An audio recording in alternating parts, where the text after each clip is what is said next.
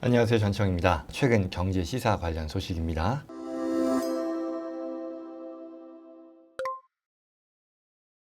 탑건 매버릭, 캘리포니아 경제의 활력소가 된다라는 그런 내용인데요. 이 영화 보셨나요? 저도 너무너무 재밌게 봤는데요. 이런 얘기들 하잖아요. 헐리우드는 작은 사연을 가지고 엄청 큰 스케일의 영화를 만드는데 탁월하다라는 얘기를 하는데, 이 영화 내용 보시면 아마 다 동의하셨을 것 같습니다. 진짜 별거 아닌 스토리 라인인데 영화는 너무너무 박진감 넘쳐서 많은 분들이 즐기셨을 거라 생각하는데요. 특히 탑건 1, 86년인가요? 영화 보신 분들은 군데군데 그 1편과 같은 장면들을 넣다 보니까 옛날 향수도 많이 자극되었을 거라 생각합니다. 저만 해도 그 당시에는 많이 어려서 극장에서 보진 않고 이후에 비디오로 봤던 기억이 나는데, 아무튼 그 시절에 곳곳에 탑건 포스터가 있었던 것 기억납니다. 그리고 또 하나 제가 느끼는 거는, 이게 배경이 샌디에고잖아요. 근데 사실 샌디에고, 저처럼 이제 캘리포니아를 아는 입장에서 보면 굉장히 조용하고 한적하고 기후 좋고 이런 이미지인데, 영화에서는 아주 박진감 넘치는 어떤 그런 이미지를 갖게 되죠. 사실 미국이 어떻게 보면 굉장히 조용하고 이 보링한 그런 나라인데, 외국인 입장에서 보면은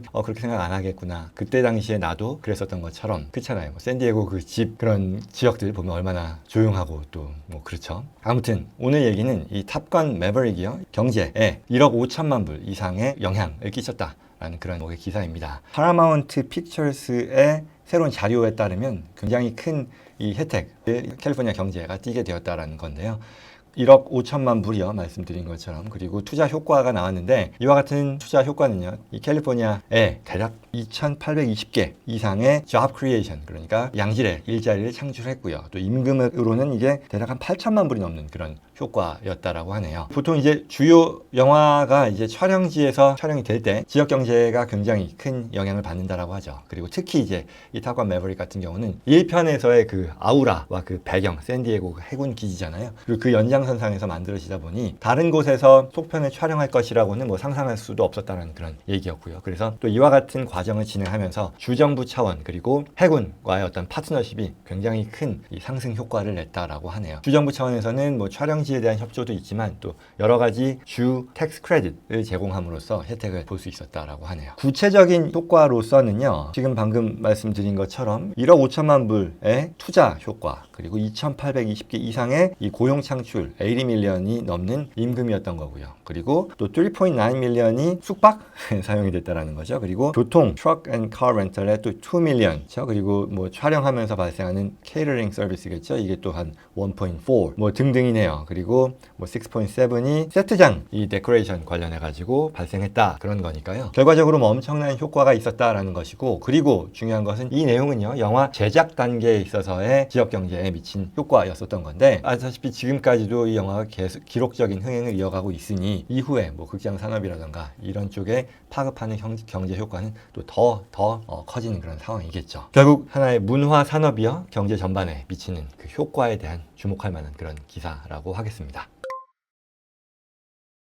다음 소식입니다. 미국에서 행복한 삶을 위해 필요한 각 주별 최소한의 급여, 연봉 수준이 뭐냐라는 건데요. 얼마나 연봉을 받으면 행복하겠느냐라는 그런 얘기겠죠. 최근에 이 펄듀 대학교의 한 팀하고요, 그리고 이 재정 전문 사이트인데요, Go Banking Rate라고 하는 그 사이트에서 공동의 이 설문조사를 진행했는데, 보고서에 따르면요, 직장인들이요, 대략 한 연소득이 6만에서 7만 5천 정도가 연봉으로 받게 되면 정서적인 웰빙, 이모셔널 웰빙이라고 하죠, 을 느낄 수 있는 수준이 된다라고 하고요. 그리고 대략 또 9만 5천 불이 넘으면 또 만족감이 충족된다라고 얘기를 했다네요. 그래서 보고서는 이 북미 지역에서 삶의 만족을 충족하기 위한 또 이상적인 소득 수준은 대체로 한 10만 5천 불 정도가 된다라고 명시했습니다. 한편이요, 이 보고서에 따르면 주요 대도시에서의 기준은 이런 그 미국 북미 지역 평균보다는 좀 더 높다라는 그런 기사가 나왔는데요. 캘리포니아를 예를 들면요,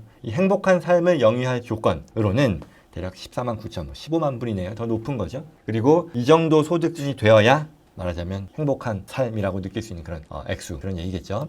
물가가 높잖아요, 캘리포니아. 그리고 뉴욕도 이어 나오고 여기서도 이제 15만 5천이라고 하는데, 물가가 비싼 캘리포니아 지역에서 생활을 꾸리는 거는요, 당연히 가장 비싼 비용을 감수해야 되는 거고, 그렇기 때문에 연소득도 높아야 되는데, 문제는 인플로이먼트 레이트 같은 경우죠. 말하자면 실업률을 얘기하는 건데, 비록 현재 많이 낮아지긴 했지만 그럼에도 전국의 평균보다 훨씬 더 높은 수준이다 보니까, 그것까지 감안하면 캘리포니아에서의 삶이, 우리는 선샤인 프리미엄이라고 부르죠. 기후가 좋고 여러 가지 그런 좋은 환경이 있지만 그에 비해 우리가 또한 포기해야 되는 그런 비용도 역시 적지 않다라고 볼 수 있겠죠. 뉴욕도 마찬가지로 이렇게 높고요. 근데 특이할 만한 사항은 하와이였는데요. 여기가 가장 높대요. 그래서 20만 불. 하와이가 왜 이렇게 높을까 좀 뭐 여기에도 어떤 이유에서 이렇게 됐다라고 평가하는 그런 내용은 없는데 어쨌거나 하와이가 삶의 행복을 느끼기 위한 연봉이죠. 이 수준이 가장 높았는데 어쩌면 관광객들이 많이 찾아와서 많이 지출을 하기 때문에 상대적으로 그런 부분들을 충족받기 위한 기대 소득 수준이 높은 건지 뭐 그렇게 생각해 볼 수도 있겠죠.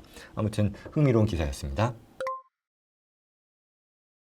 다음 소식은요. 물가가 거침없이 올라가고 있다. 그래서 스타벅스 먹기도 어렵고 던킨도넛 하나도 부담이 되는 그런 실정이다라는 그런 얘기네요. 6월 달이요. 미국 소비자 물가 지수죠. CPI 지수가 9.1%로 또한 전년 동기 대비 엄청나게 올랐죠. 물론 지난달에도 8.6%였나 이렇게 높았지만 계속해서 기록적인 상승률을 보이고 있는데요. 사실 팬데믹 기간을 놓고 보면 많이들 갔단 말이죠. 이렇게 영향을 받지 않았지만 한편 이제는 이 인플레이션으로 인해 소비자들의 주머니가 닫히다 보니 발길이 뚝 끊겼다라는 그런 기사인 거죠. 그래서 결국 이 말은 커피 한 잔 사 먹기 어려울 정도로 시장 여건이 지금 안 좋아지고 있다는 그런 얘기인데요. CPI 수치 9.1%도 그렇고요. 결국 이건 뭐 최근에 뭐 러시아 우크라이나 전쟁 그리고 식품 가격이 오른 거죠. 거기에 또 휘발유 가격, 가솔린 프라이스가 계속해서 올라가다 보니 인플레이션 이 부담 가중되고 있다는 그런 얘기일 텐데요. 정치권에서도 이에 대해 말이 굉장히 많죠. 그래서 야당 같은 경우는 이게 바이든플레이션이라고 하면서 압박을 계속하고 있는 것이고요. 또 바이든 대통령 같은 경우도 지난주에요. 소비자 물가지수의 결과치를 보고서 성명을 냈죠. 특히 6월 중순 이후부터 반영됐어야 할 가솔린값 인상의 어떤 완화라던가 기타 원재료 가격들이 많이 떨어졌는데 이런 내용들이 아직까지 반영이 안 됐기 때문이다라고 해명 내지는 뭐 설명을 했죠. 그리고 뭐 이와 같은 배경에서 이제 조만간 다음 주죠. 26일 연방공개시장위원회 FOMC죠. 에서 이 기준금리를 얼마만큼 올릴 것이냐라는 것에 대한 또 관심도 집중되고 있습니다. 뭐 원래는 뭐 0.5% 빅 스텝 그리고 0.75% 지난달 같은 경우였죠. 이게 자이언트 스텝 뭐 이거 역시도 전무후무했다라고 하는데 이번에는 아예 1%를 올릴 수도 있다. 울트라 스텝이라고 한다네요. 이런 초미의 그런 상황이 발생할 수도 있다라고 예상하는 그런 기사들이 나오는 실정입니다. 이와 같은 배경에서요. 또한 맨하탄의 렌트비가요. 레코드 하이 5,000불을 넘어섰다라는 그런 소식도 또 전해지고 있습니다. 전월 대비요 0.8%가 오른 거라고 하는데요. 그랬을 때 1986년 이후에 36년 만에 월간 상승치로서는 최대 상승폭을 기록했다라고 합니다. 그래서 5,000불이 넘은 것은 지난해 전년 동기 대비로는 거의 29%, 30%가 높아진 거라고 하는데요. 갈수록 상황이 악화되는 그런 것을 반영한다 하겠죠. 그러나 뭐 지난번 제가 소식에서도 전달했던 것처럼 월세가요. 조만간 쉽게 안정이 될 것으로 예상되지는 않는다라는 전망인데요. 페드의 기준금리 인상이요. 방금 말씀드렸던 뭐 울트라 스텝 또는 자이언트 스텝 뭐 이런 것들이 있으니까 결국은 기준금리는 계속해서 올라가는 상황이고요. 모기지 금리 이에 따라서 같이 올라가게 되겠죠. 그래서 주택 구매를 미루는 사람들이 늘어나다 보니 월세 수요가 어쨌거나 늘어날 수밖에 없는 거잖아요. 집은 찾아야 되니까 이게 반영이 되면 월세 수준은 계속해서 상승폭이 꺾이지는 않겠다라는 그런 예상인 거죠. 그래서 큰 폭의 하락이라기보다는 잘 돼야 안정화 수준이 아닐까라고 하는데요. 여러 가지로 어려운 그런 상황인 것 같습니다.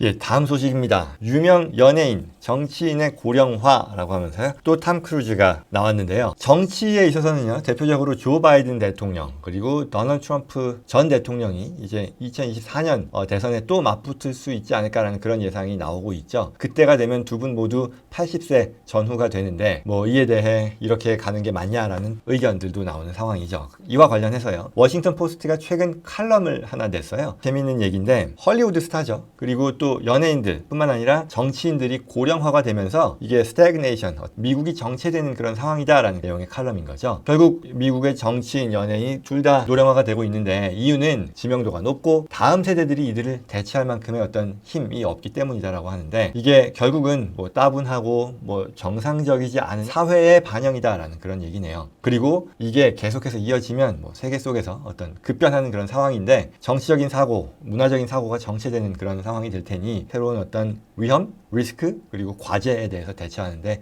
우리가 잘 못하게 된다는 그런 얘기겠죠. 그러면서 이제 영화계 예를 드는데요. 대표적인 액션 배우죠. 키아누 리브스가 있는데 이 배우가 지금 57세랍니다. 근데 이제 조만간 존 윅 4로 이제 또 컴백을 앞두고 있죠. 많은 팬들의 관심을 집중하고 있고요. 그리고 이제 막 환갑이 지난 탐 크루즈 같은 경우도 이번 그 탑건 매버릭으로 아주 어마어마한 수익을 지금 내고 있잖아요. 그리고 그 밖에도 뭐 덴젤 워싱턴 유명한 흑인 배우요. 이제 이퀄라이저 3라고 하는 영화를 통해 컴백을 앞두는데 나이가 67세라고 하네요. 그리고 가장 노익장을 과시하는 배우는 클린트 이스트우드죠. 이분은 뭐 감독이기도 하면서 지금 연세가 92세라고 하네요. 이에 대해서는 정치인들의 상황도 비슷한데요. 바이든 대통령 현재 뭐 78세 그리고 재선에 나온다 그러면 그때 뭐 여든이 되는 거고요. 그리고 트럼프 대통령 마찬가지죠. 이제 나오게 되면 70대 후반이 될 것이고요. 대선 후보만 말하는 건 아니고요. 뭐 민주당 20년째 지금 대표하고 있는 하원 의장이죠. 낸시 펠로시 의장은 현재 82세이고요. 그리고 이 부의장 인 스테니 호 의원은 83세라고 하네요. 그리고 민주당의 서열 3위라고 할 수 있는 하원 원내 총무 제임스 클리번은 지금 81. 공화당도 여기서 완전히 다른 건 아니고요. 이 상원의 원내 총무죠. 미치 맥커널. 이분도 올해 80살이 되었다라고 하네요. 결국 이 칼럼의 내용은 미국의 정치 구조에 대한 비판으로 또 이어지는데요. 정치 같은 경우는 이와 같이 기성세대, 기성정치인들이 계속해서 해낼 수 있는 그런 구조, 뭐냐면 바로 선거에 있어서 기존 정치인들이 압도적으로 재선되게끔 하는 이런 정치 문화에 문제가 있다는 그런 문제의식을 또한 전달하고 있네요. 그래서 2016년 같은 경우에는 하원 의원의 그 선출에 있어서 거의 재선 이상, 기존 의원들이 재선된 비율이 98%에 달했다라고 하고요. 이와 같은 이유는 이 인컴번트죠. 현직 의원들이 받을 수 있는 여러 가지 유형 무형의 혜택이 미치는 영향이 3.2% 이상 되기 때문이라고 하네요. 뭐 한편 헐리우드 영화 같은 경우는 최근의 트렌드가요. 뭐 최근이라기보다 이게 꽤 오래됐죠. 10여 년 이상 됐는데 이 원작에 의존을 하다 보니 또 검증된 나이 든 배우들이 이런 역할을 하게 된다는 거죠. 뭐 새로운 스타를 만들어내는 것보다 영화 제작자들이요. 유명 배우의 어떤 이름값에 기대하면서 뭐 안정지향적으로 가는 것 또한 이와 같은 상황이 만들어지는 배경이다라고 하니까요. 결론은요. 정치와 영화의 노령화가 사회의 정체를 부르니 이게 어떻게 될지 앞으로 개선되어야겠다라는 그런 내용이었습니다. 이상 오늘 준비된 소식이었습니다. 저는 다음 시간에 뵙겠습니다. 고맙습니다.